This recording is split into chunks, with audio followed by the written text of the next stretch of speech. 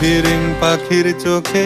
খুঁজি সুখ চন্দ্র লোকে, কিসের যেন ব্যারাম বুকের ঘরে,